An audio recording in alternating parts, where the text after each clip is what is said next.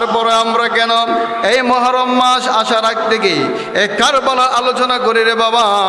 এই কারবালা সম্পর্কে কেন মানুষকে অবগত করি? একটাই কারণ, এই কারবালা আমাদেরকে অনেক শিক্ষা দিয়েছেন বলি আলহামদুলিল্লাহ।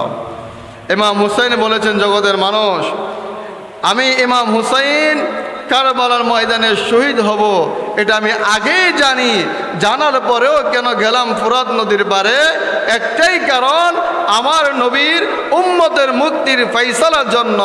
কাল কিয়ামতের দিন আমার প্রত্যেকটা রক্তগুলো আমি একদম গাডুরি বেঁধে আল্লাহ তাআলার কাছে দাঁড়িয়ে যাব আর বলবো, আমার আল্লাহ, আমার কারবালার ময়দানে আমার রক্তগুলোর বিনিময়ে আজকে আপনার সামনে আমি তুলে দিলাম।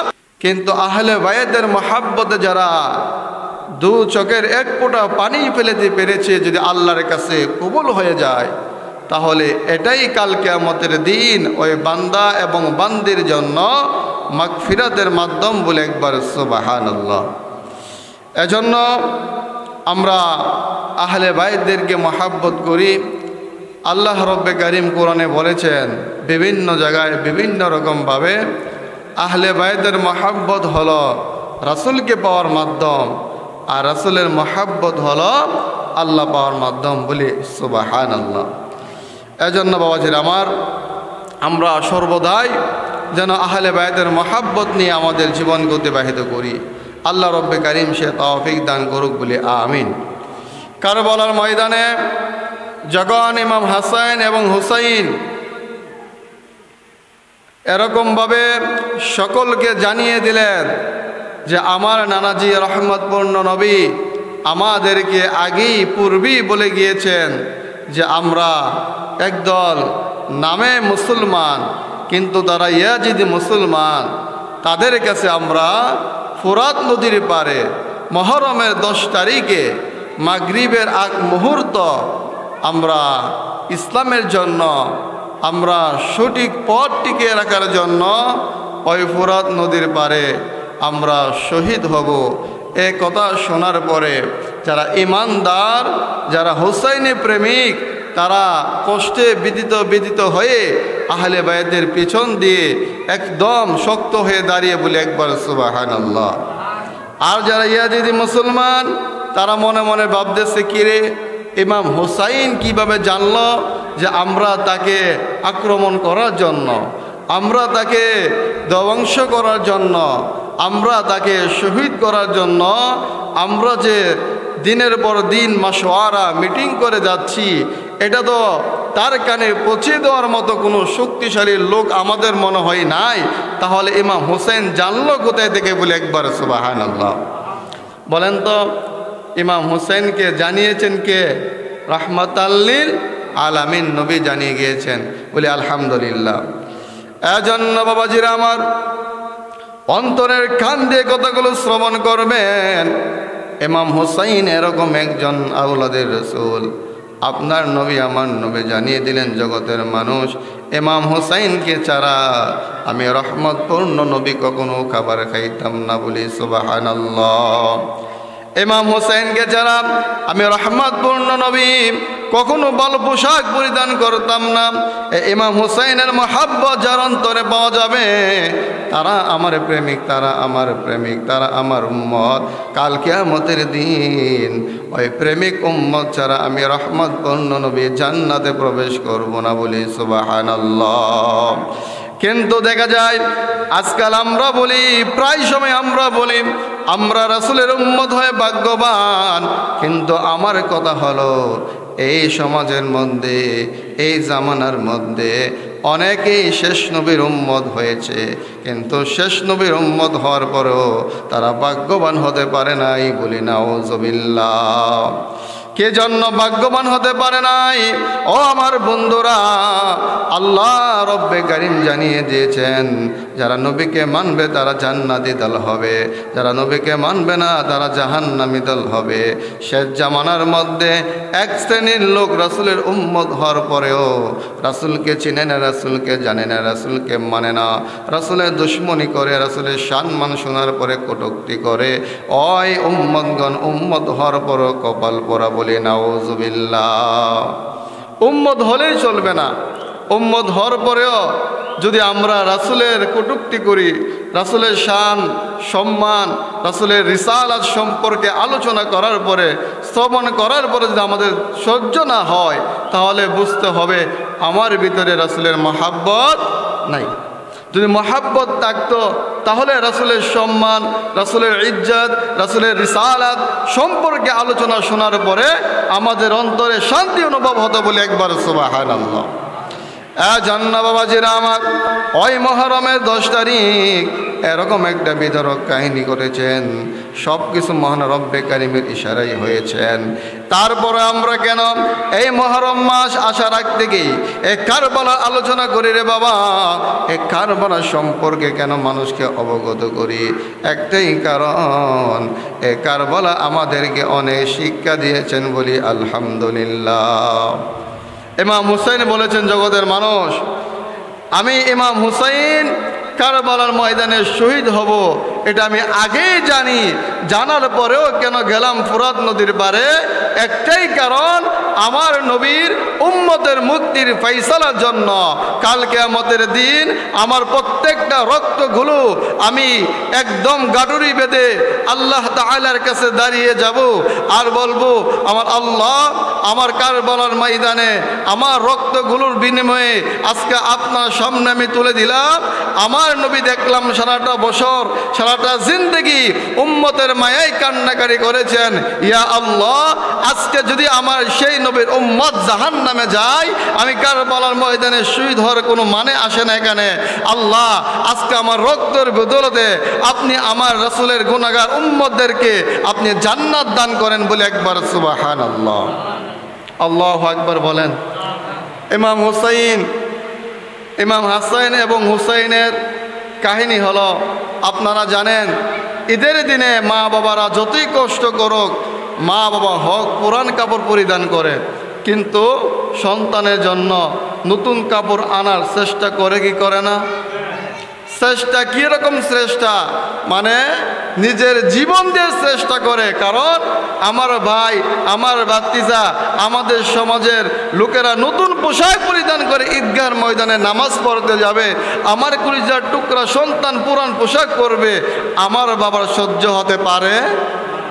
বাবা মন প্রাণ দিয়ে আগে থেকে প্রস্তুতি গ্রহণ করে, খেয়ে না খেয়ে সন্তানের জন্য ঈদের জামা ক্রয় করে, আছে কি নাই? কিন্তু এখানে বিষয়টা হলো, আপনার নবী আমার নবী এরকম দুনিয়ার মধ্যে অসহায় অবস্থায় বসবাস করেছেন। আপনার নবী আমার নবীর মেয়ে জামাই মাওলা আলী, ইমাম হাসান হুসাইনের আব্বু দুনিয়ার মধ্যে অসহায় অবস্থায় বসবাস করেছেন। তাদের সামর্থ্য ছিল না নতুন পোশাক ক্রয় করার, বলি সুবহানাল্লাহ। ইমাম হাসান এবং হুসাইন দুই ভাই মার কাছে যায়, বলে, মা গো, সমাজের সবাই তো নতুন পোশাক তারা ক্রয় করেছে, রাত পোহাইলে ঈদ, মা আপনি কি আমাদেরকে নতুন পোশাক ক্রয় করে দিবেন না? সুবহানাল্লাহ বলতেন না? ও মা, আপনি কি আমাদেরকে নতুন পোশাক ক্রয় করে দিবেন না? আমরা দুই ভাই কি কালকে পুরান পোশাক পরিধান করে ঈদগাহর ময়দানে যাব? মা ফাতেমা এই কথা শোনার পরে বাস্তব কিতাব প্রমাণ করে এত ব্যথায় বিদিত হয়েছে, তার নয়ন দিয়ে সন্তানের কথা শোনার পরে এমনিতে পানি পড়া শুরু করলো, বলি সুবহানাল্লাহ। চিন্তা করেন, রাত পোহায় ঈদ, যদি আপনার সন্তান আপনার কাছে বলে, মা বাবা রাত পোহায় ঈদ, আমার বন্ধু বান্ধব সবাই ঈদের পোশাকগুলো কিনে ফেলেছে, আমার পোশাক দিয়ে আপনি এখনও কিনলেন না, তাহলে কেমন লাগবে? বিষয়টা কেমন লাগবে? অনেক খারাপ লাগবে, বলার মতো না। আরে বাবা তো লুঙ্গি ছিঁড়ে গেছে গা, এ লুঙ্গিটা দুইটা মাথায় গিট্টু দিয়ে পরিধান করছে, বুঝেননি কথাটা? শার্ট ছিঁড়ে গেছে, এই শার্টগুলো পরিধান করছে। বাবা আপনি নতুন পোশাক কিনেন না কেন? বাবা রে, আমাদের বয়স হয়ে গেছে, আর নতুন পোশাক পরলে কি হইব? এগুলো দিয়ে ভাল লাগে। একটা একটা কথা বললে বুঝাই লাইছে। কিন্তু ইমাম হাসান হুসাইন যখন এ কথা বললেন, মা ফাতেমা কান্নাকাটি করা শুরু করলো। বাবাজিরা আমার, আল্লাহ রব্বে কারিম ইতিহাস প্রমাণ করে মা ফাতেমা কখনো মিথ্যা কথা বলে? আপনারা কি বলেন মিথ্যা কথা বলছে মা ফাতেমা?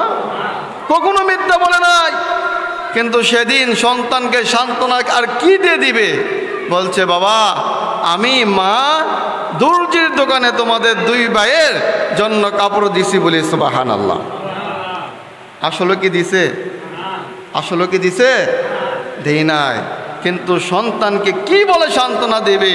কিন্তু এ কথা বলার পরে দুই ভাই কোলাকুলি করে ঘুমিয়ে যাচ্ছে আর বলে, মা আমরা কালকে ঈদের আগে জামা পাবো, এই পোশাকগুলো পরিধান করে আমরা ঈদগার ময়দানে নানার সাথে যাব বলি সুবহানাল্লাহ। নানাকে? মায়ার নবী। নানাকে? মায়ার নবী নানা। তখন মা ফাতেমায় কথা বলার পরে তিনি চিন্তা করতেছে, আমি যে বললাম যে দর্জির দোকানে কাপড় দিয়ে আসলাম, এখন সকালবেলা যদি দর্জির দোকান থেকে কাপড় না আসে তাহলে তো আমি হয়ে যাব মিথ্যাবাদী, সন্তানের কাছে আমি মা হয়ে যাব কি? তাহলে আমার কি উপায় হবে? আল্লাহ রব্বে কারিমের ফায়সালা, আল্লাহ রব্বে কারিম ফায়সালা করছেন, এ জিবরাইল, দুনিয়া সৃষ্টি করার পর ইতিহাস হবে আমি আল্লাহ জানি, যাও ইমাম হাসান এবং হুসাইনের জন্য আমি জান্নাতে দুইটা পোশাক আমি আল্লাহ স্বয়ং বানিয়ে রেখেছি, তুমি নিয়ে যাও বলি সুবহানাল্লাহ। দুনিয়ার কোনো কাপড় না, দুনিয়ার কোনো কাপড়, জান্নাতি পোশাক বানিয়েছেন কে? আমার আল্লাহ, বলি না সুবহানাল্লাহ। জিবরাইল আলাইহিস সালাম আল্লাহ রব্বে কারিমের হুকুম পাওয়ার পর জান্নাতের মধ্যে চলে গেলেন। অনেক বড় ইতিহাস। জান্নাত থেকে দুইটা পোশাক আনলেন। দুইটা পোশাক আনার পরে মা ফাতেমা দরজার সামনে দাঁড়িয়ে টোয়া শুরু করলেন, আল আরাফা। মা ফাতেমা বলছেন, কি ব্যাপার? এত রাত্রে তো আমার ঘরে কেউ আসার কথা না, এ রাত্রে কে আসলো, কে আসলো? এরকম ভাবে সালাম দেওয়া শুরু করলো। জিবরাইল মানুষ শুরুতে আয়সা সালাম দেওয়া শুরু করলো। মা ফাতেমা বলছে, ইমাম হাসান হুসাইন তোমরা দুই ভাই দরজাটা খুলে দাও, আর দেখো এত রাত্রে কে আসলো। ইমাম হুসাইন ডাক দিয়ে, মা আমাদের জানার বাকি নাই, আপনি বলছেন আমাদের জন্য জান্নাতি পোশাক দিয়েছেন, আপনি বলেছেন আমাদের জন্য দর্জির দোকানে ঈদের কাপড় দিয়েছেন, মা আমাদের মনে হয় দর্জি কাপড় নিয়ে আসছে বলি সুবহানাল্লাহ। আমাদের মনে হয় দর্জি কাপড় নিয়ে আসছে। আসলে কি দর্জি আসছে নাকি জিবরাইল আসছে? জিবরাইল মানুষ ছুরিতে আসছে। আর মা ফাতেমা কান্নাকাটি করে, ও আমার আল্লাহ, সন্তানকে তো মিথ্যা কথা বলে ফেললাম, জীবনে কখনো আমি মিথ্যা কথা বলি নাই। এখন সন্তান মনে মনে ভাবে মনে হয় দর্জি আমার জন্য কাপড় নিয়ে আসছে সন্তানের জন্য। ও আমার আল্লাহ, আমি তো জানি কোনো দর্জি আসার কথা না, কারণ আমি দর্জির দোকানে কাপড় দেই না, কাপড় কে আনবে বলি সুবহানাল্লাহ। ইমাম হুসাইন দরজাটা যখন খুলে দিলেন, সাথে সাথে এত বড় একজন লম্বা একজন সুন্দর আকৃতির মানুষ। ইমাম হুসাইন বলেন, আসসালামু আলাইকুম ইয়া, আসসালামু আলাইকুম ইয়া। আপনি কে? আপনি কে? আপনাকে চিনি না। আল্লাহ রব্বে কারিম বলছেন, জিবরাইল তুমি তোমার পরিচয় দিয়ে বলবে আমি জিবরাইল, আল্লাহর হুকুমে তোমাদের দুই ভাইয়ের জন্য জান্নাত থেকে ঈদের কাপড় আনা হলো বলি সুবহানাল্লাহ। দুনিয়ার মধ্যে কেউ আসেননি এমপি মেয়রের ছেলে মেয়ে যে আমাদের জন্য আল্লাহ জান্নাত থেকে কাপড় পাঠাইছে, ঈদের জন্য কাপড় পাঠাইছে আল্লাহ কারোর জন্য? ইমাম হাসান হুসেনের জন্য পাঠাইছে, বলেন একবার সুবহানাল্লাহ। ইমাম হুসাইন বললেন, মা আপনি বলেছেন দর্জির দোকানে কাপড় দিয়েছেন, এখন তো দর্জি আসলো না, এখন তো জিবরাইল আসলো আমাদের জন্য কাপড় নিয়ে। ও মা, এর ব্যাখ্যা আমরা বুঝতে চাই, জানতে চাই। আপনার নবী আমার নবীর কাছে জিবরাইল আলাইহিস সালাম যখন চলে গেলেন, এদিক দিয়ে মা ফাতেমা বলছে, ইমাম হাসান এবং হুসাইন দুইটা রঙের দুইটা কাপড় আনা হলো, তুমি কোন কাপড়টা নিবা? ইমাম হুসাইন নিলেন লাল রঙের একটা কাপড়, ইমাম হাসান নিলেন এবং সবুজ রঙের কাপড় বলি সুবহানাল্লাহ। দুই কালারের দুইটা কাপড়, একটা লাল একটা সবুজ। ইমাম হোসেন বলছে, মা আমার কাছে লাল পোশাকটা ভালো লেগেছে, আর ইমাম হাসান বলছে, মা গো আমার কাছে সবুজ রঙের পোশাকটাই ভালো লেগেছে বলে একবার সুবহানাল্লাহ। কিন্তু এখানে তো মজার বিষয় হলো, দুঃখের বিষয় হলো, আল্লাহ এত এত কালার টাকার পরে কেন লাল এবং সবুজ দিলেন? কথা বুঝছেননি? রঙের কোনো অভাব আছে? লাল এবং সবুজ কেন দিলেন? আর সবুজ কেন ইমাম হাসাইন নিলেন, আর লাল কেন ইমাম হুসাইন নিলেন? মা ফাতেমা কান্নাকাটি তার বন্ধ করতে পারে নাই। আল্লাহ জানিয়ে দিলেন, এই মা ফাতেমা, তুমি বলেছো দর্জির দোকানে কাপড় দিয়ে আসছো, তুমি তো কখনো মিথ্যা বলো নাই, আর তুমি আজকে মিথ্যা বলবা, সন্তানের কাছে তুমি মা হয়ে মিথ্যাবাদী হবে, আমি আল্লাহ সহ্য করতে পারি নাই। এজন্য আমি আল্লাহ নিজে দর্জি হয়ে জান্নাত থেকে জান্নাতি পোশাক তোমার দুই সন্তানের জন্য প্রেরণ করে আমি আল্লাহ তুমি মাকে পবিত্র রেখেছি বলে একবার সুবহানাল্লাহ, আল্লাহু আকবার বলেন না? কিরকম প্রেম! আজকে আমরা যদি বলি এরকম, আল্লাহকে জান্নাত থেকে পোশাক পাঠাইবো, ছেলেমেয়ের লেগে পাঠাইবো নি? আসেননি এরকম যে হুজুর আমাদের লেগে পাঠাইবো না? তার মানে বোঝা যায় তারা মানুষ হলেও আমাদের চেয়ে উত্তম বলে একবার সুবহানাল্লাহ। মানে ইমাম হাসান হুসাইনকে যদি আমাদের চেয়ে উত্তম বলি, তারপরে এক ধরনের শ্রেণীর লোক আছে তাদের কাছে খারাপ লাগে। কথা বুঝেন নাই? আমরা কিন্তু মহরম মাস আসার আগ থেকেই কারবালার বয়ান শুরু করলাম। দেখবেন এক ধরনের মসজিদ এরকম মুসল্লি এরকম ইমাম রয়েছে, তারা কারবালার মাসেই কারবালা আলোচনা করে না, বরং মিম্বরে বসে বলে ইমাম হুসাইনের দোষ ছিল, ইমাম হুসাইন কেন গেল কারবালার ময়দানে, না গেলেই তো হইতো বলি নাউজুবিল্লাহ। আচ্ছা বলেন তো, দুনিয়ার মধ্যে বালা মানুষের দাম কখন থাকে? যখন খারাপ থাকে। কথা বুঝেননি? কথা বুঝছেন না? অনেক আমার সবাই বালা, খারাপ নয়, দাম আছে কেউ সবাই এক লেভেলের, ঠিক না? না খারাপ থাকলে ভালোকে বোঝা যায়, ঠিক না? সুক্কা মিঠা, সুক্কা টক, টক বুঝেন না? সুক্কা বুঝেননি? টক, টক আছে বিদায় মিষ্টি দাম আছে, বুঝেননি কথা? তো ইমাম হুসেন যে বলছেন যে আমি কারবালার ময়দানে গেলাম তো একমাত্র হক এবং বাতিলকে পার্থক্য করার জন্য, যদি আমি না যাইতাম তাহলে তো কারবালার ময়দানের মধ্যে হককে বাতিলকে ইসলাম বুঝতো না। ইসলামকে বুঝিয়ে দিলাম বাতিলের কাছে মাথা নত করা যাবে না, প্রয়োজনে জীবন দিব, ইমান দিব না বলে একবার সুবহানাল্লাহ। আওয়াজ আসতে কেন? জোরে বলেন সুবহানাল্লাহ। আপনারা কি হুসাইনি মুসলমান নাকি ইয়াজিদি মুসলমান? হুসাইনি মুসলমান নি নাকি ইয়াজিদি মুসলমান? আছেন এখানে? ইয়াজিদি মুসলমান হইলে কিন্তু উপায় নাই, উপায় নাই। এজন্য বাবাজিরা আমার, এই ইমাম হুসাইন যখন বললেন মা আমি লাল রঙের পোশাকটা নিলাম, ইমাম হাসান বলছে সবুজ রঙের পোশাকটা নিলাম, তখন ইমাম হুসাইন হাসানকে বলছেন তাদের মা ফাতেমা বলছেন আমার বাবা, তোমরা এ লাল এবং সবুজ রং কেন আল্লাহ পাঠাইলো? অনন্য পোশাক কেন পাঠাইলো না? এ রঙের পোশাক কেন পাঠাইলো? তোমরা তোমার নানার কাছে যাও। নানা কেডা? কথা কনা আপনারা এটাও জানেন না নাকি?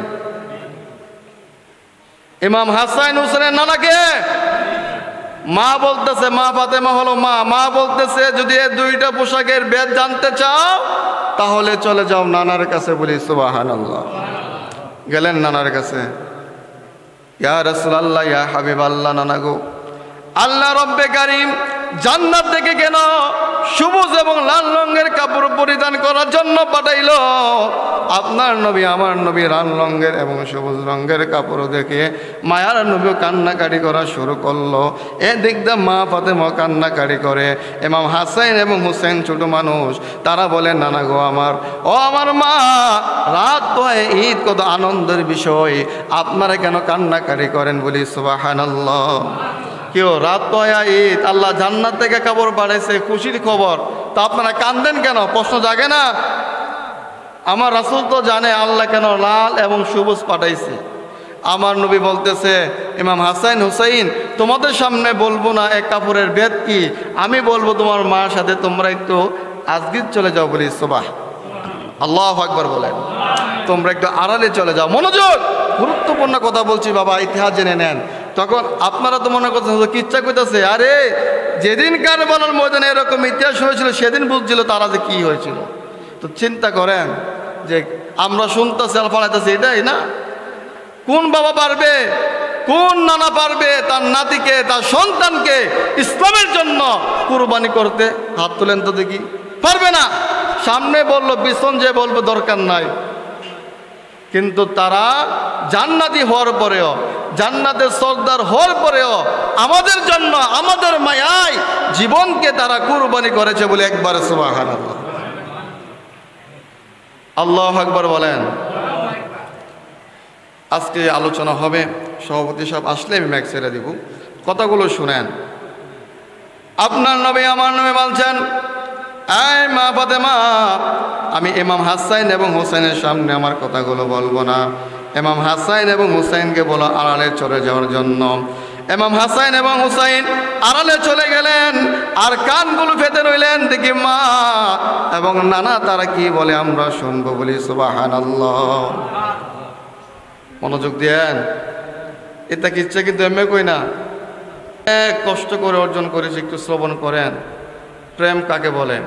ইমাম হাসান হোসেন কান লাগা শুনতেছে, দেখি নানা এবং মা কি বলে।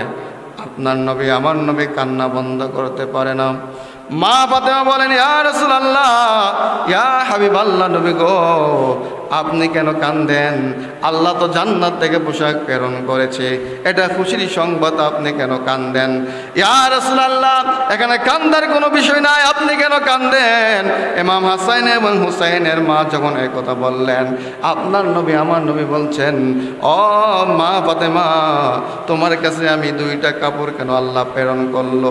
একটা কাপড় লাল, আরেকটা কাপড় সবুজ। আল্লাহ কেন দুই কালারের কাপড় প্রেরণ করলো? তোমার কাছে আমি বেদ বলবো, তুমি কি শ্রবণ করবানি? আর শ্রবণ করার পরে তুমি কি তোমার ধৈর্য রাখতে পারবানি? বলি সুবহানাল্লাহ। মা ফাতেমা বলছেন, ইয়া রাসূলুল্লাহ, ইয়া হাবিবাল্লাহ, নবী গো আমি আল্লাহর কসম কে বলি, যদি আল্লাহর সন্তুষ্টির জন্য কথাগুলো বলা হয় আমি সব ত্যাগ করতে রাজি, তারপর আপনি বলেন, বলি সুবহানাল্লাহ। মনোযোগ দেন। ইমাম হাসান এবং হুসাইন কান লাগায় শুনেন, দেখি মা কি বলে, দেখি নানা কি বলে, কান পেতে রইলেন। আর একদিক দিয়ে মায়ের নবী বলছেন, ইমাম হুসাইন এবং হাসাইনের মা, ও আমার মেয়ে কন্যা মা ফাতেমা, তুমি শোনো, আল্লাহ রব্বে কারীম এত এত কালার থাকার বলে এ কালার কেন প্রেরণ করলেন? ইমাম হুসাইন কোন ধরনের কাপড়টা নিয়েছেন? মা ফাতেমা বলছেন, ইয়া রাসূলুল্লাহ, ইমাম হুসাইন নিয়েছে লাল রঙের কাপড়।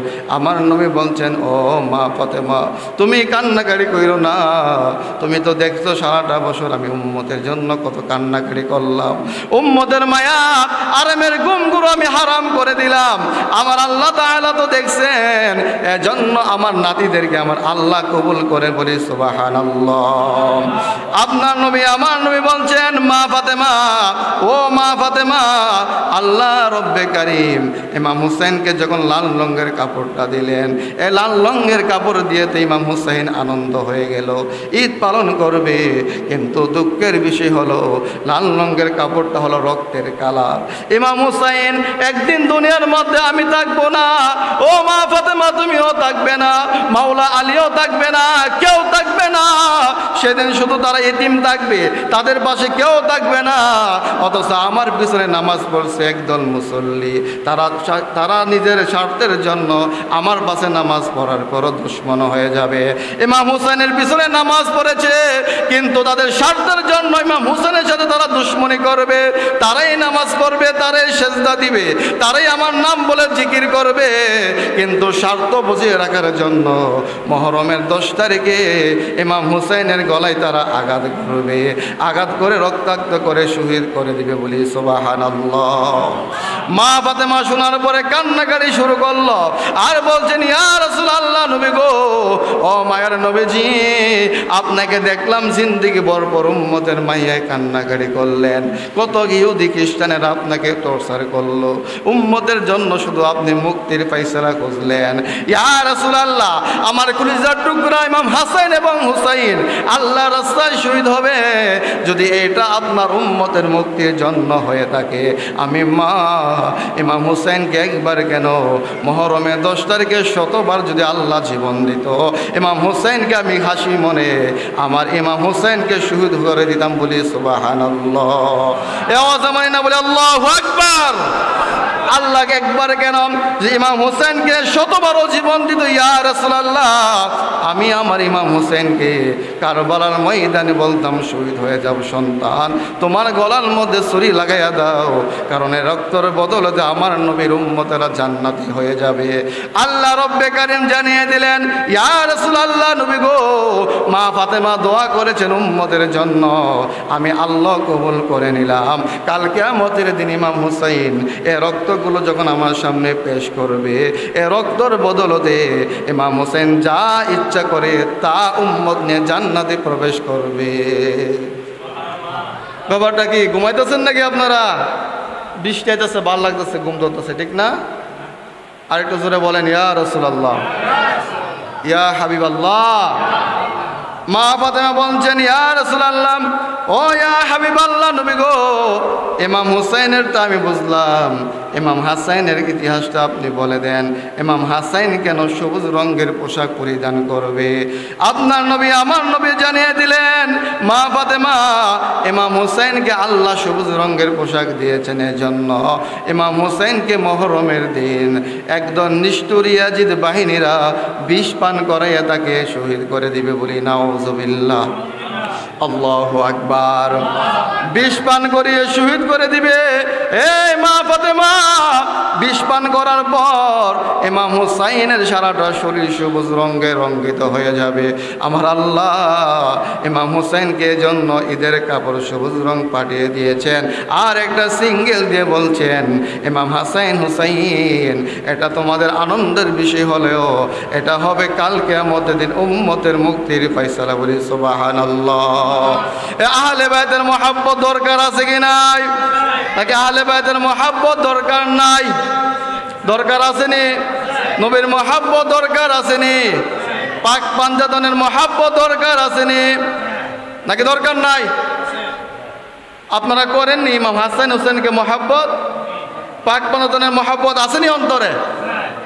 আমি বলি কিভাবে বলতাম, আপনাদের ঘরে তো মিলাদ নাই, বাজার হয়েন না, কথায় কথায় আসছে বলতেছি, বুকে হাত দিয়ে বলতে পারবেন যে প্রত্যেক মাসে আমি ঘরে মিলাদ করি?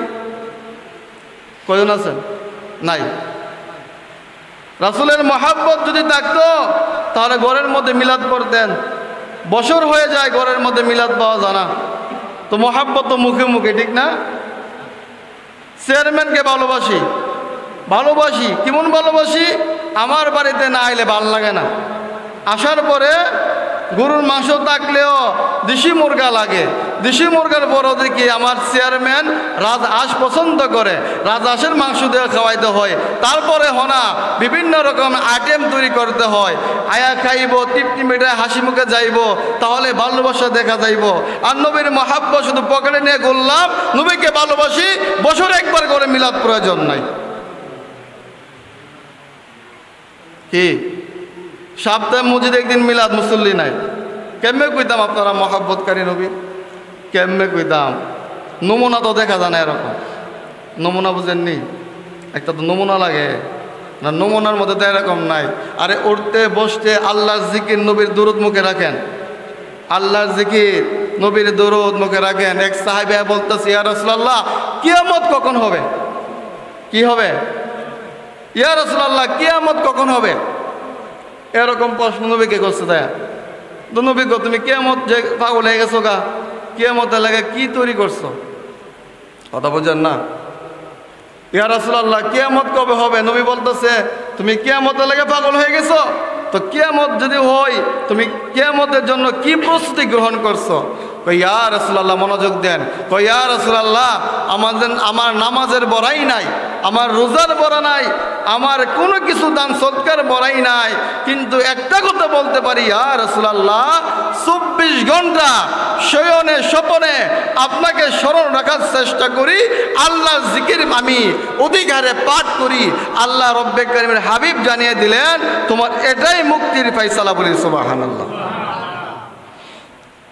যার জবান দিয়ে নবীর দরুদ, যার জবান দিয়ে আল্লাহ তাআলার জিকির আসে, সে কখনো মিথ্যা বলে না, সে কখনো মুনাফিকি করে না, সে কখনো চার দোকানে বসা গীবত করতে পারে।